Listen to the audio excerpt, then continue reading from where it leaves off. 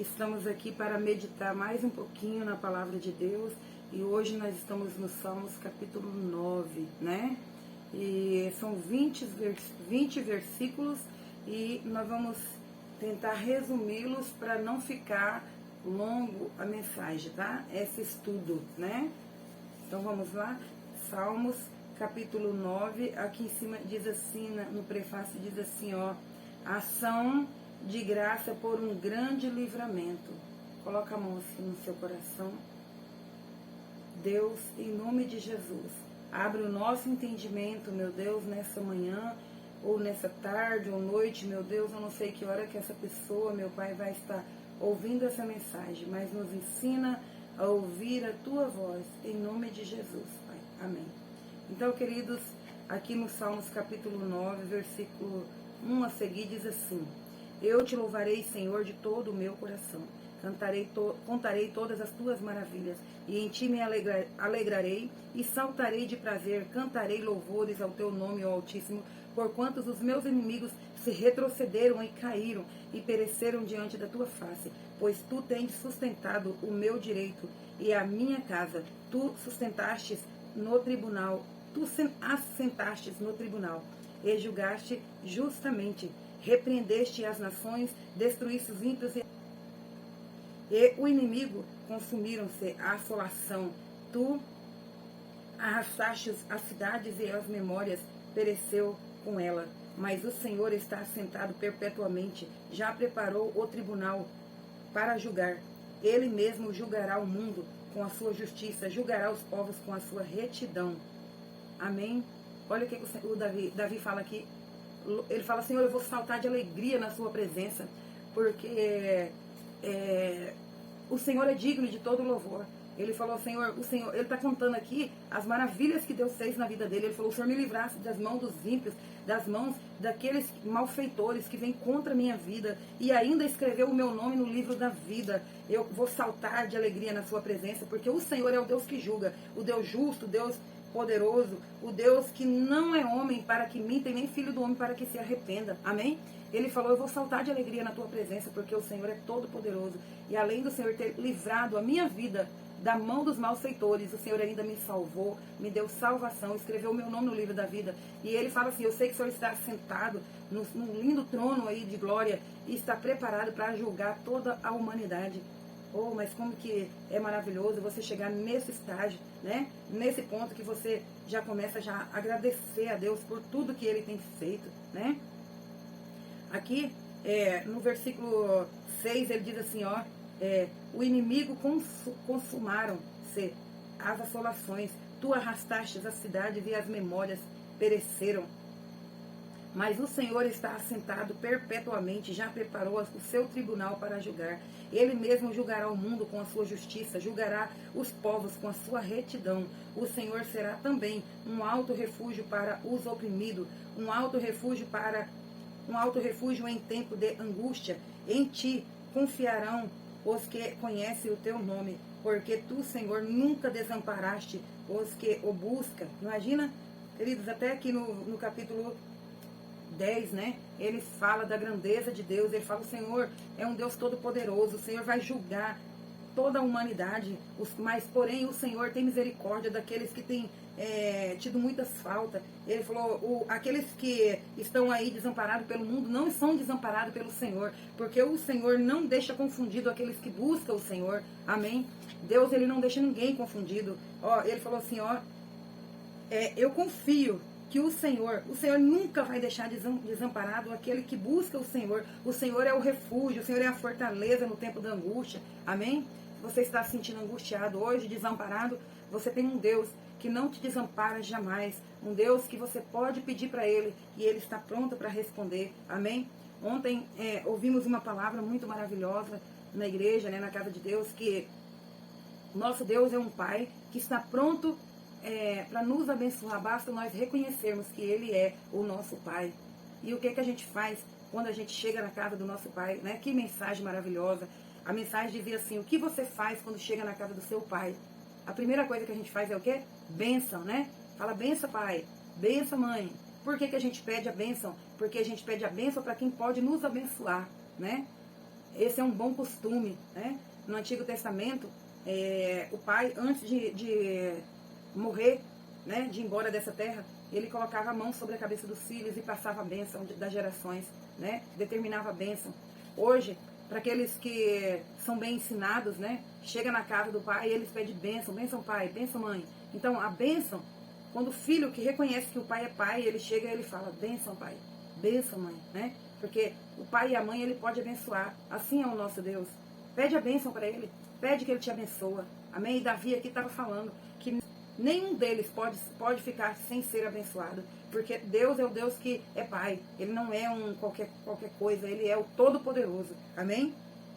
Então, no versículo 11 diz assim, cantarei louvores ao Senhor que habita em Sião, anunciai entre os povos os seus feitos, pois inquiriu do derramamento de sangue, e lembra-se dele, não se esqueça do clamor dos aflitos. Ele não se esquece do clamor dos aflitos.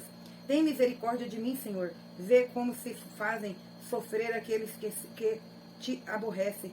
Tu me levantastes das portas da morte. Ele falou, Senhor, o Senhor tem misericórdia de mim, porque o Senhor já me levantou dos laços da morte. A morte queria até chegar em mim, mas o Senhor me deu vitória, o Senhor me deixou viver, o Senhor me salvou. Então, queridos, Deus, ele tem te livrado todos os dias da morte. Todo dia, Satanás, ele arma uma emboscada, ele arma algo para poder talvez tirar a sua própria vida, mas Deus tem dito assim, ó, não toca, não toca, porque ele é meu, ela é minha. Ninguém pode tocar naquele que é de Deus. Amém? Deus, ele é que te protege, Deus é que te livra, Deus é que te dá livramento nessa terra. Glória a Deus. Então, no versículo 14 diz assim, para que eu cante todos os louvores, as portas da filha de Sião, e se alegre na tua salvação. As gentes precipitaram-se na cova, que eles mesmos abriram. Na rede que ocultaram, ficou preso aos seus pés. Imagina, ele falou assim, Senhor, o Senhor fez com que os meus inimigos caíssem na própria armadilha deles, no próprio laço que fizeram para os meus pés, eles mesmos que caíram nele. Então, queridos, Deus, ele não vai deixar nenhum mal acontecer com você. Você tem a proteção do Todo-Poderoso, você tem a proteção de Deus. O inimigo pode até se levantar, mas ele vai cair na própria armadilha dele. Aqui no versículo 16 diz assim, o Senhor é conhecido pelo juízo que fez, enlaçado ficou os ímpios nos seus próprios feitos. Os ímpios serão lançados no inferno, e todos a gente esquecem de Deus.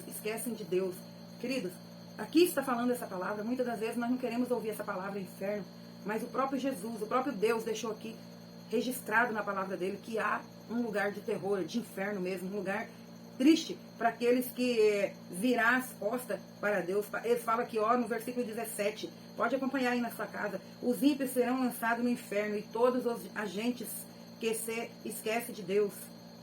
Amém?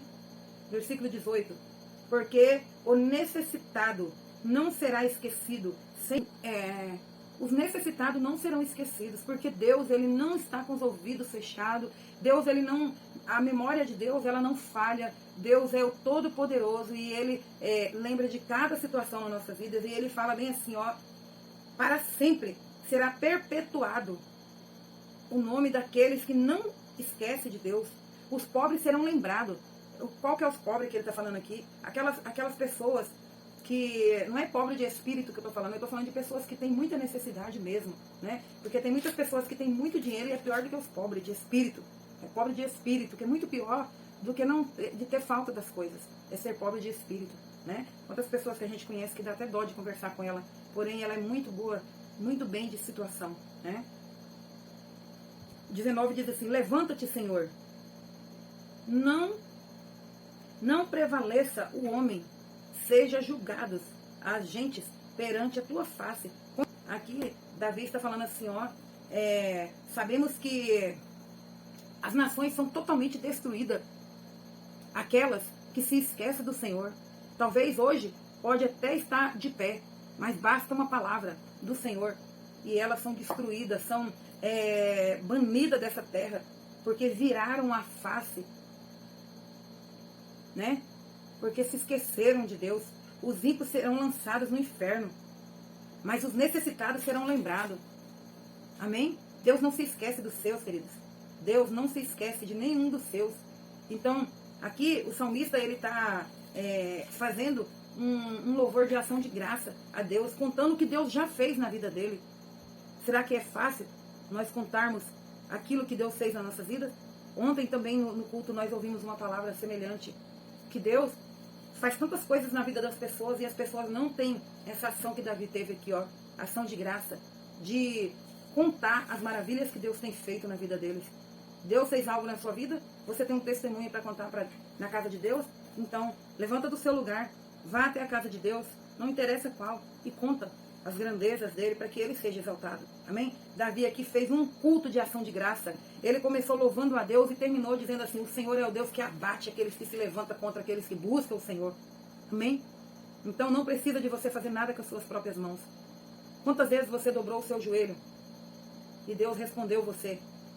Né? O salmista está falando aqui, ó: todas as vezes que alguém se levantou contra a minha vida, eu não fiz nada com as minhas mãos, só falei com o Pai. E o Pai, ele quer abençoar o filho. E ai daquele que se levanta contra um filho fiel, né? Não estou falando de um filho rebelde, não. Estou falando de um filho fiel, né? Quantas vezes que alguém se levantou contra a sua vida e Deus te deu vitória? Quantas vezes que alguém fez algo contra a minha vida e Deus abateu? Né? Deus é um Deus justo. As plantações, elas só têm tempo de nascer diferente uma da outra. Mas ai daquele que joga uma semente em uma terra boa, né? Deus, ele perdoa, pastora. Claro que perdoa, mas as consequências, elas vão acontecer. Não adianta você plantar cebolinha e querer colher pé de manga, não. Manga, não. Quem planta cebolinha, colhe cebolinha. O que você fez, você vai pagar. Não é eu que estou falando, é a palavra de Deus. O salmista falou assim, ó: os meus inimigos furou o buraco para que eu caísse dentro. Porém, eles caíram dentro do buraco. Ele falou: e tem mais uma coisa. Fizeram armadilhas com cordas para eu pisar e eles prenderam o meu pé. Mas eles ficaram presos nessas armadilhas. Então, queridos, não se preocupe. Tem um levante contra a sua vida? Pastor, eu não quero que nada de mal aconteça com essas pessoas. Mas vai acontecer. Sabe por quê? Porque a palavra de Deus não muda. O que você planta, você colhe. Planta, então, boas coisas. Começa a fazer uma plantação boa. Porque a colheita vai ser daquilo que você plantar. Amém? A semente que você plantar é a que você vai colher.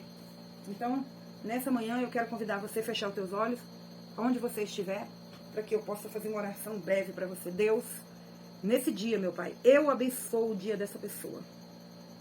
No nome do Senhor Jesus Cristo, no nome mais lindo que existe. Pai, derrama a tua bênção sobre essa família, sobre essa casa, sobre essa empresa, sobre o emprego dessa pessoa, aonde essa pessoa estiver agora, Pai. Eu declaro a bênção do Pai, do Filho e do Espírito Santo sobre a vida dessa pessoa. Em nome de Jesus, eu te louvo e te exalto, meu Pai, por essa palavra. Amém. E até o capítulo 10. Gente, já vai para o capítulo 10. Deus abençoe.